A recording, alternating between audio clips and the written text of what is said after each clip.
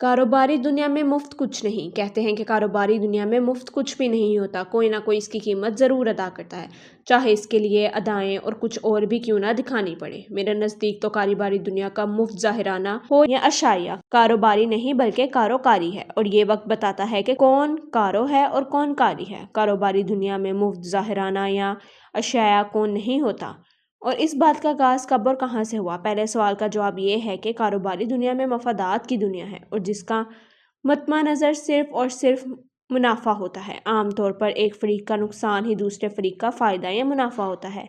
इसके बिल्कुल सामने की मिसाल स्टॉक एक्सचेंज है, क्योंकि वहाँ यही होता है कि जिसको जुआ कहा जा सकता है मगर कारोबारी कतई नहीं।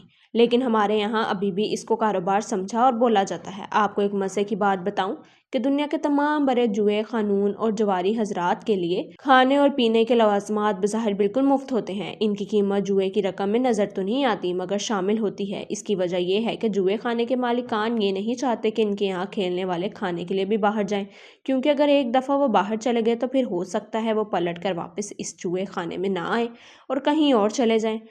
अब हम दूसरे सवाल की जानिब आते हैं कि कारोबारी दुनिया में कोई चीज़ ऐसी क्यों नहीं होती कि जिसको मुफ्त करार दिया जा सके, और इसका आगाज़ कब और कहाँ से हुआ है। इस बात का आगाज़ के बारे में हतमा तौर पर तो कुछ नहीं कहा जा सकता, मगर आम ख्याल ये है कि इसका आगाज़ 19वीं सदी में हुआ कि जब कुछ बार यानी शराब खाने वालों ने अपने सारिफिन को एक बियर की बोतल के साथ मुफ्त खाने की तरगीब देना शुरू की थी। मुफ्त खाने के लालच में लोग बियर का ऑर्डर दे देते थे। खाने में नमक का तनासुब आम से थोड़ा ज़्यादा होता था, नतीजतन गाहक को ज़्यादा प्यास लगती थी और यूं सारी बियर की मज़ीद बोतलों का ऑर्डर देता था, ताकि जिससे खाने की कीमत वसूल होती जाती, और यूं इसका कहावत का आगाज़ हुआ। अब तो आपको यकीन आ गया होगा कि मुफ्त नाम की कोई चीज़ नहीं होती, और यही बात फिल्म किंग रिचर्ड में अपनी दोनों बेटियों वेनस विलियम और सेरेना विलियम को बताता है, जब वो एक क्लब में गए होते हैं और बच्चियों ने मुफ्त समझकर बर्गर ऑर्डर किए थे। अगर आपने ये फिल्म नहीं देखी तो ज़रूर देखिए कि ये एक बहुत शानदार फिल्म है।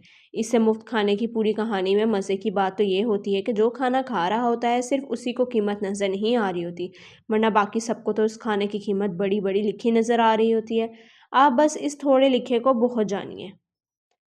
आखिर में हस्ब रवायत एक कहानी और इख्तिताम। एक साहब जिनका नाम डोनाल्ड डक था, और इनके पास यकायक बहुत ज़्यादा पैसा आ गया, और उन्होंने अपनी इमारत का इजहार करने के लिए अपने दोस्तों अरबी, अजमी, यूरोपी, चीनी और तमाम हामियों की एक दावत का एहतमाम किया। दावत के एहतमाम पर उन्होंने अपने तमाम मेहमानों को अपने महल नुमा घर का, जो पूरा सफ़ेद मार्बल का बना हुआ था, इसका दौरा कराया। एक बड़े कमरे में एक बहुत ही बारोब शख्स की बड़ी सी तस्वीर लगी हुई थी।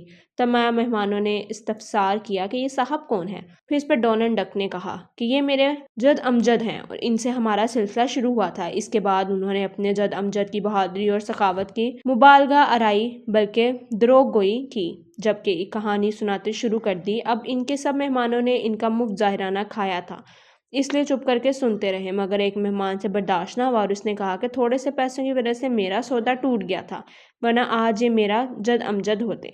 अगर इसकी कहानी का कोई ताल्लुक आपको बैनुल-अक़वामी सियासत से लगता है तो ये आपके अपने जहन का फतूर है, और इसमें मेरा कोई कसूर नहीं। हाँ, इसमें समझने वालों के लिए निशानियां हैं, अगर वो समझना चाहें।